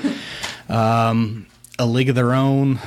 Great I movie. saw that. I like that. There's no crying in baseball. Cry like a baby, every time. I cry at most every baseball movie. Sandlot, 61. 61's my favorite baseball 61's movie. great. Field of Dreams is a tearjerker. That's my favorite one. But one that I hope to God that you haven't, that this is not your last one, and I'm going to go ahead and show it to you before I mention it. I guarantee it's not. Okay, Back to the Future. Nope. Back to the Future series. But it's great. Oh, I've seen those. Yes. In a while. They're fucking amazing. They're really, one of those. If it's on TV, you stop and watch. I really kind of wish they had made a movie, a fourth one, in 2015. Because because obviously their version. None of that happened. no, right. Except for the Cubs winning the World Series. Finally. It was a year late. It was a year late. Yeah. And there was no Miami Gators. So, if there were, it would be the Miami But their Marlins. sharks look a lot better than the Sharknado sharks. Oh my god. Yeah, but also, Sorry, Sharknado And they still fans. thought Max Headroom would be just around. reading these off real quick. The Freddy and Jason movies. Oh, yeah. Nightmare on Elm Street, Friday 13th. Yeah. Yes, exactly. Drop Dead Fred. Watched the never a hell fan out of of that movie. I was never a fan of that, I guess. Even though I watched the hell out of that movie, I don't remember jack about it now. That's why it's an honorable mention. Other than Phoebe Cates was in it, and she has Phoebe an Cates has iconic she has a special scene, place in my heart. the iconic scene for any boy that grew up in the 80s or 90s. Just look up Judge Ryan. Popeye, look up Judge Robin Williams Popeye. I actually wanted to name my little sister Sweet Pea because of that movie. Your sister. I wanted to name my little sister Sweet Pea because of that movie. So I got to throw Popeye in there. Disrespected film. And damn near all of the 80s Brat Pack movies. So you got Breakfast Club, St. Elmo's Fire. Oh, that was a great one. Pretty in Pink. That movie right there put 16 Rob Lowe on Candles. the map too. Which St. Elmo's Fire. Okay.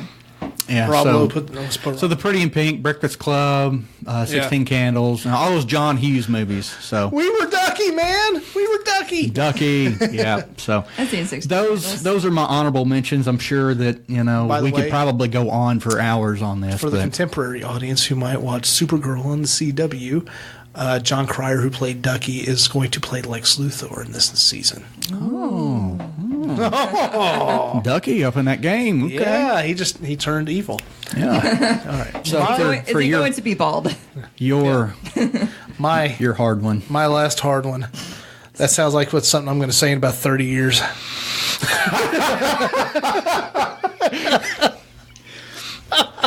I went to the bad place again. I'm sorry. I want to give this a split second just in case you want to edit it out, but if not, live. All right. Yeah, that was around the same ballpark. Yeah. Anyway, it's a movie that came out in 1985, and a lot of the actors are still around today. The Goonies. I was actually going to say that when you guys, the good. That was damn near going to make my honorable mention, but I didn't watch that until like 2 years ago. I Me too. ruined VHSs and DVDs. Eventually to the point where I don't own a copy because it's on TV all the time, and I still stop and watch it. I love that movie. Sean Astin, Corey Feldman, Joe Pantoliano, Josh Brolin, who everybody should be familiar with as playing Cable in the Deadpool 2 movie, as well as Thanos in the Avengers movies. Martha Plimpton, Thanos. Anne Ramsey, who is famous for being in the movie Throw Mama from the Train, and what is his name? Oh my gosh, I didn't write down his name. Some other dude. You're talking about watching the Goonies and that you stop and watch it. Mm-hmm. The movie that's Robert Davi. There you go. Robert Davi. Okay. The movie that I have to stop and watch if it's on TV is Forrest Gump. That's a great movie. We went to the plaza and watched it. Sorry. Yeah. How the fuck did we not mention that earlier? Well, yeah, no. But I was. How did I forget all the Indiana Jones movies? The For Mummy me. movies. The Mummy movies. Yeah. I watched. That's okay. what I was going to say earlier for you. The Mummy movies, for some reason, like when we traveled and it was like we left at night, and I couldn't read because it was dark, and my mom would tell me to turn off the backlight because you're driving, and I was like, I want to read. Turn it off and okay? don't crash. I was like, okay. So I brought my portable DVD player because Those were your road movies. For most of my youth, I couldn't sleep very well in the car, just whatever. Mm-hmm. I would watch the absolute shit out of the Indiana Jones movies and the Mummy movies. Yeah. Like, I had to make sure. I was like, okay. I do like those adventure type I movies. was like, okay, do how too. long is the trip? Okay, I'm gonna want to watch like the first and the second. I had to make sure because I could only fit so many in the portable DVD player bag, and then any others I wanted to like watch at the destination or whatever were in the back, like in the trunk. And they weren't going to pull over and let me get the other movie out. I just had to make sure I had it. Yeah, I love the Goonies, man. That's just something that I always picture myself growing up as a Goonie. It came out in 1985. You know, I didn't see it until I was probably 8 years old, which meant I was in the 90s. But ever since I saw it for the first time, I couldn't get enough of it. It was great. Basically, for those that don't know or just go, "Oh God, it's the Goonies," and don't even know what it's about, it's in order to save their home from foreclosure, a group of misfit kids set out to find a pirate's ancient, valuable treasure. Pirates, see pirates. Everybody loves pirates. While running away from a criminal family whom is hot on their trail. And then there's the It's great. deformed guy. Sloth, love, chunk. It's an odd movie. Sean Austin in that? Sean Astin. Yeah. Austin? Yeah. I've never been a fan, but yeah, he plays. Oh my gosh, the character name. I'm outside of Rudy, but yeah. Oh, he was in a lot of stuff. He was in Lord of the Rings movies. He played Sam Gamgee. I just didn't Samwise like him. Gamgee. Just say people will instantly picture his face once you say that. Just Yeah. okay. But yeah, that's him. He was also most. Such a good movie. Now I want to watch movies. Yeah. I want to watch Lord of the Rings. He was most recently in the most recent season of Stranger Things. Hell yeah. Oh yeah. It was so funny seeing him. All right. So quickly, let's the last couple of minutes here. I've decided on what the nostalgic item of the week is. It's actually something I showed Kat the other day. I don't know why. I just thought of it. Maybe just thinking about all these movies that have been influential. A lot of them I've watched. Oh, you've got another one, don't you? Mm-hmm. Go ahead. No, go ahead. No, you want to do the item of the week first? No, that's the last No, go ahead. Okay, well, I understand, audience, this is probably running really long, and I'm going to do what I can to speed through it. I wish I didn't have to, but That's okay. hey, happens. We'll be all right. But I saved this, the most influential movie on me ever. It's a rom-com, okay? And I did... Maybe not so much a rom-comedy, but more of a rom-drama, I guess. Yeah. Dramedy. Yeah, but Right. nobody would ever guess this, but it's Jerry Maguire. Audience, he done showed us the money. I don't know if I've ever seen that. I'm going to get to that. Such a good movie. Doing the research, just to kind of gather a little bit of information from this, I had no idea that it was going to be this much and I didn't even write it all down. Yeah. There's just so much stuff in it, but okay, just running through some of the actors and actresses. This was Renee Zellweger's breakout movie. Mm-hmm. One of my favorite actors of all time, Cuba Gooding Jr. Yep. Mm-hmm. God, he's great. Kelly Preston. Yeah, Kelly Preston. Yeah. Had a also known as John Travolta's weird wife. Yeah. It's just because they're Scientologists. I don't know how that works. Had a real big crush on her. Everybody did. Jerry O'Connell was in this. He played Cush. Yeah. I'm over it. I haven't scratched the surface yet, really. This movie, Jay Moore. Yeah. He played Bob Sugar. Regina King. Regina King. She won an Oscar last night. She played Cuba Gooding Jr.'s wife in this, which was actually originally this part went to Janet Jackson. So glad something happened, and she was out. But but there are references to Janet Jackson in the film, like a couple of times. Bonnie Hunt. Oh my God! Yeah. So name? she's Renee Zellweger's older sister. But I bet I can tell you why you love that movie. I bet I know. Are you thinking of a Tom Cruise scene? Yes. Yeah. Okay. Yeah. That's why. That slip of the tongue. Yes. Yeah. That's that is why. Yes. That's why. This is easily why this is my most influential movie ever. But everybody fell in love with Jonathan Lipnicki. The little boy, the human head weighs 8 pounds. Yeah, that was It's so damn true. This movie also had Beau Bridges in it as Jerry O'Connell's dad, and lastly, as far as the actors, Ari Spears. How the hell did that movie make any money after paying all these high class actors and actresses? Yeah, if I'm being just PC, I'll just go to the male form of actor. There's a lot. Even though I've named off all these actors, there's still a lot more to this movie when you start digging in. The writer-director, excuse me, I think he's the writer-director, Cameron Crowe. He's been involved with some big movies over time. Writer, director, producer on several of these. Fast Times at Ridgemont High, Almost Famous, Vanilla Sky, and the one that maybe hits home to some of us, Elizabethtown. Yeah. And if you get the standard box definition, there's always a chance that you can see Cuba Gooding's Jr. in the shower scene. you gotta pay attention. It's very quick. That's why I stick with widescreen. Cameron Crowe also, I didn't realize this. Great director. But he also directed a Tom Petty and the Heartbreakers music video, which is called Change of Heart. He also directed Almost Famous. Just because that was a great movie, too. That almost made the list. Just because that's when I fell in love with Kate Hudson. But I fell out of love with Kate Hudson about 3 months later. All right, so now I went through the actors and actresses here, but essentially, what happens in this movie? It's about a sports agent who has a life-altering epiphany, and he writes a mission statement that everybody else calls a memo, but it's about how he wants to be more connected with the people that he's involved with, be more personable with them and have that human connection with them. Now, obviously, being in the sports world as an agent, that's what we would probably appear to be kind of a cutthroat industry.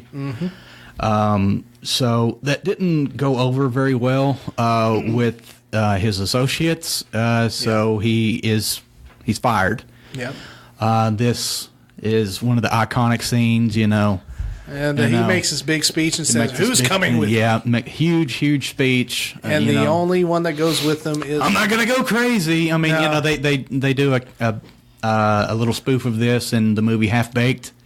Yeah. So, for our, potheads out there, if there or are anybody any. that appreciates Jim Brewer and Dave Chappelle comedy. So, wow, where the hell did they go? I had... Renee Zellweger followed him out when he was leaving his office. He was like, "Who's coming with me? Who's coming with me?" After that, and they were just like, "No, I need my paycheck." So and she's like, "I'll take a chance." Yeah.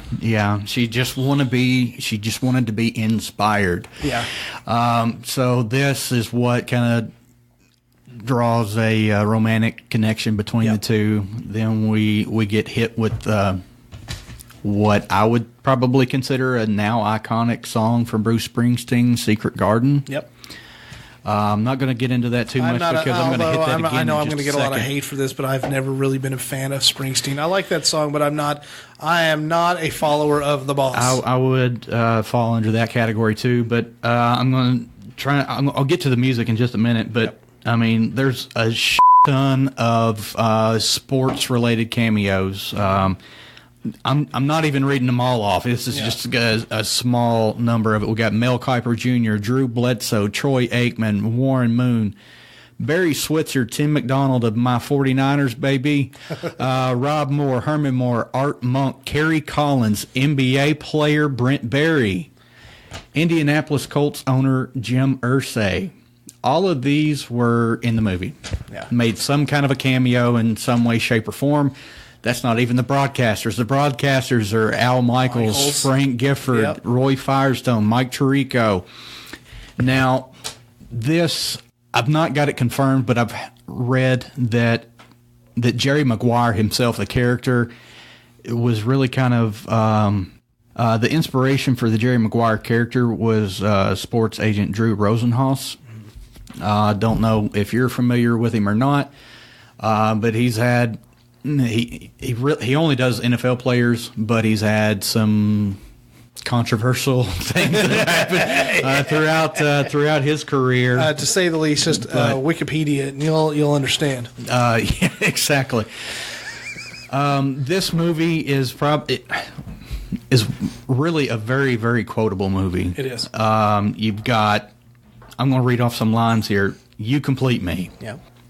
Romantic as fuck. Help me, help you. Help me, help you. That was my next one. I've got it written down here. I don't know if you were reading this or not. No. You had me at hello. And show me the quant, which was, meaning the entire package. Show me it all. And I didn't even write the biggest one down. Show me the money. Show me the money. Yeah. I think it's because you had "show me the" written on the paper and you just went with it. Because that's what I would have done. But this is one of the most quotable movies ever.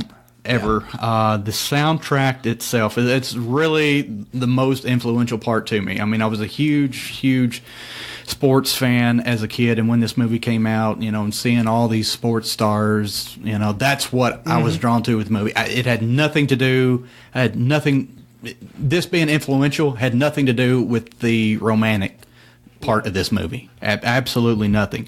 But I mean, the soundtrack just hit throwing out, like I said, not even everybody, but Pete Townsend, Neil Young, Bruce Springsteen, Paul McCartney, Bob Dylan, Nancy Wilson. If you don't know who that is, she's from the band Heart. And bands that are not even in the soundtrack are AC/DC, Nirvana, the Rolling Stones, John Coltrane, Miles Davis, Charles Mingus. Seems like there's something I'm missing there. Yeah. Yeah, What? there's one.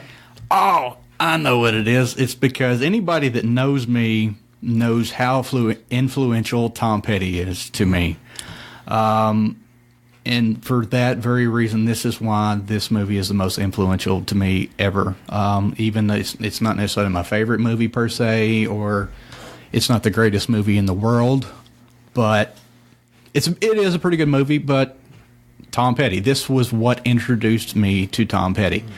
The scene where Tom Cruise is driving down the road, trying to find something good and fun to listen to, sing along with, and he's, this sucks. He's trying to work it out, is what he's trying to do. He's trying to work everything out. Finally, he gets to Free Fallin', which is probably Tom Petty's most famous, most iconic song. It is, and it is the most simple song because most of the song are 3 chords.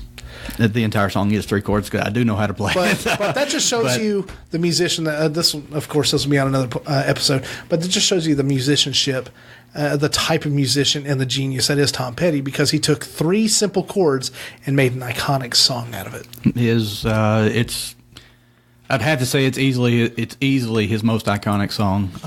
Even it is probably closer to a pop than a rock song per se, but.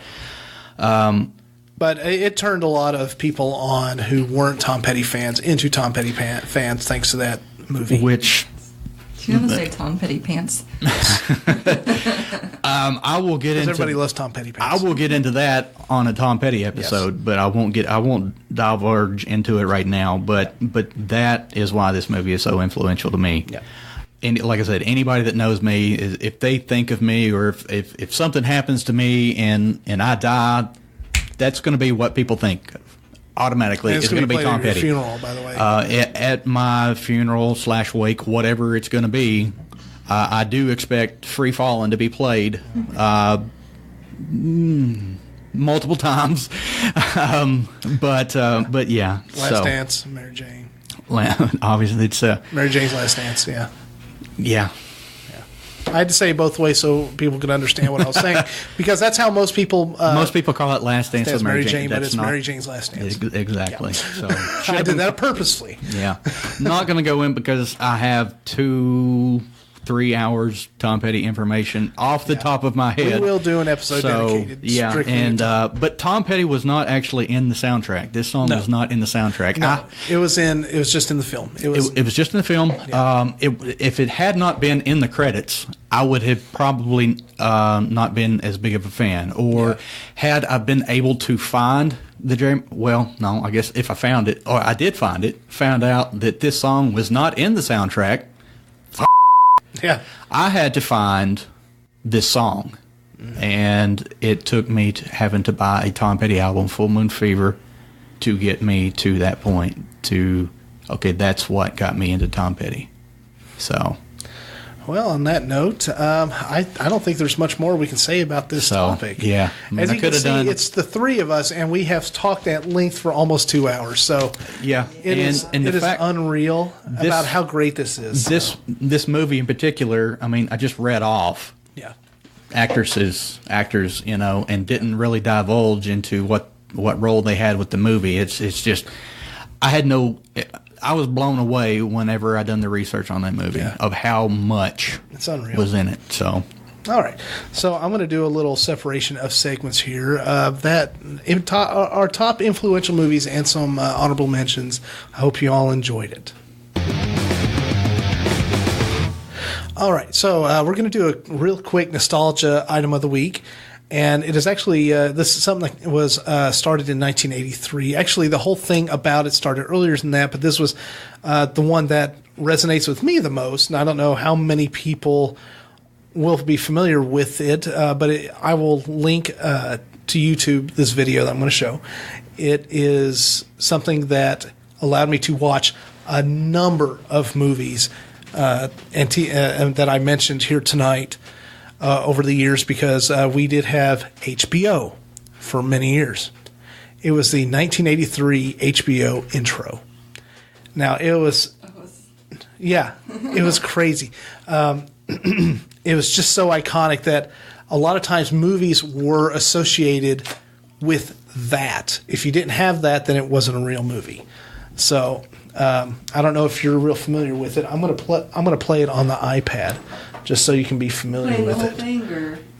No, it's about a minute long, but I'm not going to play the whole thing. But I'm going to fast forward once I get it going.